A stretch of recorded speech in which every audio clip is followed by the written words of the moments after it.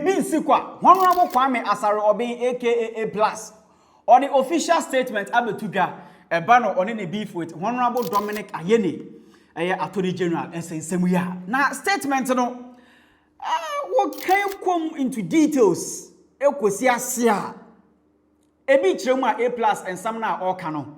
Esisiso. Saso and a Honorable Kennedy Akompre ko Agyapong the camp. Or more the statement abetuga ebano Abronye DC attacks or the ama Kennedy Akompre ko Agyapong any allegations nibi. Mashawa sa obe share video we na obe share ama me comment section. Or subscribe ya Mashawa sa obe subscribe to Trends GH on YouTube, Facebook and TikTok. Bibia Trends GH. Ebano A+ any Honorable Dr. Dominic Ayeni, Attorney General and Minister of Justice for Oman Ghana or Mubifa Ekoso social media ya A+ Odin can be making allegations about Zoom lion who ends in Sambia. Apart from that, we pay more extra. A+, yes, our net account. I'm over church on Sambi. Was Attorney General Dominic Ayeni or corrupt or sounds so a thief. Fast forward, and Dominic Ayeni, Attorney General, the press conference or the shares road say, on your corrupt, after on sounds so a thief, and with the Ghana for Mbisa A+. I now offer evidence and Abronye. And the Ghana for Mr. A+ say, there be na onim ebano national service ghost names who ensign samana A+ umbeyi ni huano. Na ensign say we no baka ya A+ or san ko Facebook or control say me was say Attorney General I 500,000 Ghana cedis bia efa na nsase ene afi west ni insult bia or the man Attorney General no. Fast forward we baka ya A+ or deleted that particular Facebook post no. And na man for chem say aden dey na sia A+ what deleted that particular Facebook post no. Ampa A+ or the emunchechiremu abetuga. Debe na oka on that and send so many allegations ni nyina about national services and samana. Memingi dwemu obrofo na afide miwia men summarize embra twi. Or say official statement from Honorable Kwame Asare Obin aka A+, Member of Parliament for Gomua Central Constituency. I wish to formally address the recent misunderstanding between myself and my respected senior colleague, Honorable Dr. Dominic Ayeni. To begin with, it is important to clarify that this matter revolves around two separate social media posts. One, a Twitter or X post from a fake account impersonating me, which claimed that the Honorable Attorney General is a thief and corrupt. Two, my subsequent response on Facebook after the Attorney General appeared to rely on the content of that fake account during his press conference to address related questions. First and foremost, I want to state without any ambiguity that I have never at any point accused the Honorable Attorney General, Dr. Ayeni, of being corrupt or a thief. That claim is false and misleading. The statement currently in circulation originated from a fraudulent Twitter or X account that is impersonating me. Although the account bears my name, photograph, and even a verification badge, it is not under my control. As the public is aware, verification on X can be obtained through a paid subscription, making impersonation easier. The fake account can be accessed just already audit that particular post and some now or kind of or the share. It's in the quadrant say A+ or Chirema. That X account can send me for Attorney General who say or you're corrupt or sound so a thief no A+ or Chirema. Though or no A+ ni D na ewo ni picture na ewo that account no so or verify. Now so that account no a fake. And you no A+ na otro sa and samono. Na enwe busia Trends GH ya check that account no. Just say what share omu create year no 2020. So that account no ekuta A+ ni di no our system no for 5 years. 2020 and 2025. My official remarks regarding the passage of the sanitation levy remain available on my verified Facebook page. They are clear, measured, and accessible to the general public. I have never used the words corrupt or thief. I encourage all Ghanaians to refer to my Facebook page for the accurate and unedited version of events. The impersonator account deliberately distorted my position, seemingly to create confusion and inflame tensions. Now, I have someone about national service ghost names now. Yenti A+ the response. Or say, at his press conference, Honorable Dr. Ayeni invited the media to question me about an alleged scandal involving the National Service Secretariat. In response, I wish to state unequivocally that I have no knowledge of the matter and no connection to it whatsoever. I have never received any payment from the National Service Secretariat, nor do I have any business directly or indirectly with the Secretariat. I have never contacted anyone to suppress or influence the matter in any way. Okay. But second response, or say, the only time I came in contact. Now, in the first place, watch them say, I have never contacted anyone to suppress or influence the matter in any way. But as Yahano say, the only time I came in contact with the issue was in November 2024, when a gentleman approached me claiming he was being falsely accused as a media personality and majority shareholder in a Ghanaian media company. As declared in my asset declaration, he sought my assistance to help clear his name through media engagement. If this support is being misinterpreted as an attempt to suppress the case, I respectfully disagree. I firmly believe that every accused person deserves to be heard. A+ say, Ebano National Service Ghost names won sensama Dominic Ayene Attorney General bisa say Ghana for bisa A+ nia onim ewo hunu. A+ say ono Ebano National Service Secretariat na on frɛ obia wo ho. On Sika every National Service Secretariat wo Ebano Ghost name scandal won sensam say oye asam no foolish case. Nambo mu no somewhere November 2024. Ena Abronye bi o approach ono A+. Say Ebano National Service Ghost names won sensam na omo accusing falsely. Na ono A+ onka bi ma no. Ena ono A+ so chem say sania o declare in ne asset declaration ho ensensam no. Ono A+ oye majority shareholder Ebano Ghana media ensansam na. Erinti no so hu ne say esafata. Say ono A+ obeka bi ama Abronye no. In the past, I have extended similar support to several government appointees who were prosecuted under the previous administration and were later exonerated or had their cases dropped by the current Attorney General.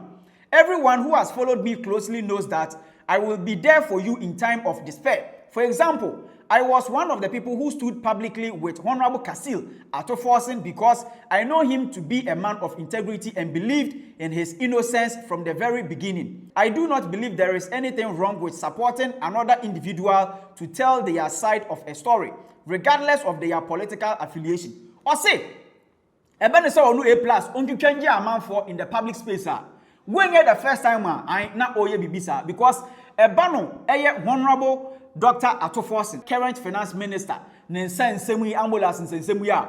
Ono A+ or can be ma Atoforsen. Does that mean say eno so no okoji bibia na? Debi, but na onim say Honorable Atoforsen. Asam no oye innocent. Enunti na obe defended no. And my young say I say eko A dia na no de but eko B dia enye. Na me dwom pass ya or say these are the facts. If Honorable Dr. Ayene holds any information to the contrary, I respectfully urge him to make it public. Transparency and accountability must be our shared responsibility as public servants. That said, I understand Dr. Ayene's frustration, given that an impersonation account using my name and image made such offensive remarks about him. Sadly, there is little I can do about the existence or content of that account, which I do not control, though I truly wish I could. Now, regarding my own response on Facebook to the Attorney General's comment about the press conference, I admit that I authored that particular post. Or say, Ebano, that second Facebook post, 500,000 Ghana cedis allegation, any attempt dena, and on the A+, and opposite ya or super Attorney General Sano. Now, or say, upon reflection, I acknowledge that the tone and choice of words I used were inappropriate. As a member of parliament, a young colleague, and junior in the house, I sincerely apologize to Honorable Dr. Ayene, the general public, the NDC party, and parliament. I fully retract those words. A+ say, Ebano San Samana Okan of Facebook said, Attorney General, wakwaje 500,000 Ghana cedis, any afi, or San Sudin attempt say, oh yeah, stupid old fool na. San Samana Okan yano, what chancing. Any afi, or the apology, Emma, Honorable Dr. Dominic Ayene. Any afi, aya parliament, any NDC, any Ghana for yina.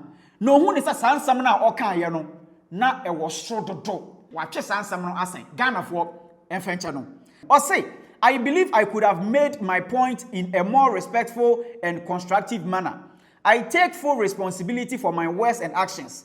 As a gesture of remorse and respect, I have deleted the post in question, something I rarely do. Or say, nanko no bi ohun say, asam na ode betu dwa no, nanke wo say, I many the diatem anasa nsem ni ho ma anya so oka. Enu nti no, say eba no eni die mu na ade na, ono A+. Na eba na say oka nsem bi na odelete a on time ye, but enam sa nsem we enu nti no wadelete a meka che say A+. Ono de ensem bi a waka about 5 years ago kra no eda so ho. Nti na menti ase say odelete this particular post no, but wachechirim. Now or say the fight against corruption remains a critical priority for His Excellency the President John Dramani Mahama and the NDC government as a whole. It is imperative that we all engage in this effort with integrity, fairness, and mutual respect.